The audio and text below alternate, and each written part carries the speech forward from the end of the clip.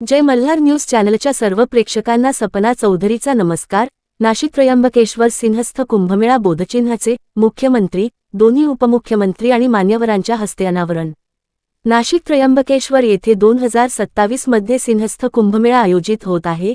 या कुंभमेळ्याच्या बोधचिन्हाचे अनावरण सह्याद्री अतिथीगृह येथे झालेल्या कार्यक्रमात मुख्यमंत्री देवेंद्र फडणवीस, उपमुख्यमंत्री एकनाथ शिंदे, उपमुख्यमंत्री सुनेत्रा अजित पवार यांच्यासह मान्यवरांच्या हस्ते करण्यात आले। कुंभमेळ्याच्या लोगोसाठी कुंभमेळा प्राधिकरणाच्या वतीने स्पर्धेचे आयोजन करण्यात आले होते। या स्पर्धेत सुमारे 3000हून अधिक स्पर्धकांनी सहभाग घेतला। या स्पर्धकांमधून 3 उत्कृष्ट स्पर्धकांचा यावेळी मुख्यमंत्री देवेंद्र फडणवीस यांच्या हस्ते सत्कार करण्यात आला। यामध्ये प्रथम क्रमांक पटकावलेल्या पुणे येथील सुमित काटे यांना 3 लाख रुपयांचा धनादेश आणि सन्मानचिन्ह, द्वितीय क्रमांक पटकावलेल्या नोएडा येथील मयांक नायक यांना 2 लाख रुपयांचा धनादेश आणि सन्मानचिन्ह आणि तृतीय क्रमांक पटकावलेल्या पंढरपूर येथील पियुष पिंपळनेरकर यांचा 1 लाख रुपयांचा धनादेश आणि सन्मानचिन्ह देऊन सन्मानित करण्यात आले।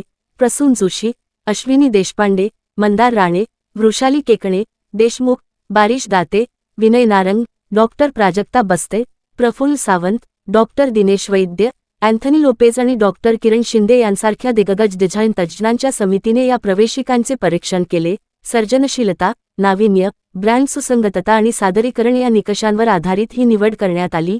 या समितीचा मुख्यमंत्री देवेंद्र फडणवीस यांच्या हस्ते सन्मान करण्यात आला। प्राधिकरणाचे आयुक्त शेखर सिंह यांनी प्रास्ताविकाद्वारे कुंभमेळा आयोजन आणि लोगो स्पर्धेबाबत माहिती दिली। यावेळी कुंभमेळा मंत्री गिरीश महाजन, अन्न व नागरी पुरवठा मंत्री छगन भुजबळ, शालेय शिक्षण मंत्री दादाजी भुसे, उद्योग मंत्री उदय सामंत, सार्वजनिक बांधकाम मंत्री शिवेंद्रसिंह राजे भोसले, मुख्य सचिव राजेश अग्रवाल, नाशिक विभागीय आयुक्त प्रवीण गेडाम, कुंभमेळा प्राधिकरण आयुक्त शेखर सिंह यांच्यासह विविध आखाड्यांचे साधू संत उपस्थित होते। मुख्यमंत्री आणि उपमुख्यमंत्री यांनी यावेळी उपस्थित साधू संतांचे स्वागत केले। नाशिक त्र्यंबकेश्वर कुंभमेळा प्राधिकरण, मायगव्ह आणि association of designers of India यांच्या संयुक्त विद्यमाने आयोजित करण्यात आलेल्या देशव्यापी डिझाईन स्पर्धेतून या बोधचिन्हाची निवड करण्यात आली।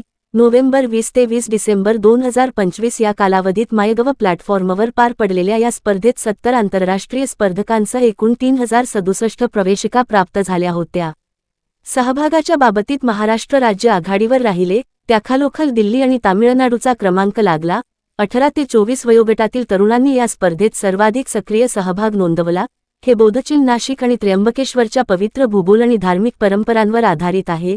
भगवान शंकराचे त्रिशूळ, आध्यात्मिक ऊर्जेचे प्रतीक, त्र्यंबकेश्वर मंदिर, प्रादेशिक वारशाचे दर्शन घडवणारी मंदिराची प्रतिकृती, काळाराम मंदिराची कमान आणि गोदावरी नदीला शिवलिंगाच्या रूपात दर्शविण्यात आले असून ते कुंभमेळ्यातील पवित्र स्नानाच्या परंपरेचे महत्त्व अधोरेखित करते। सपना चौधरी, जय मल्हार न्यूज, नंदुरबार।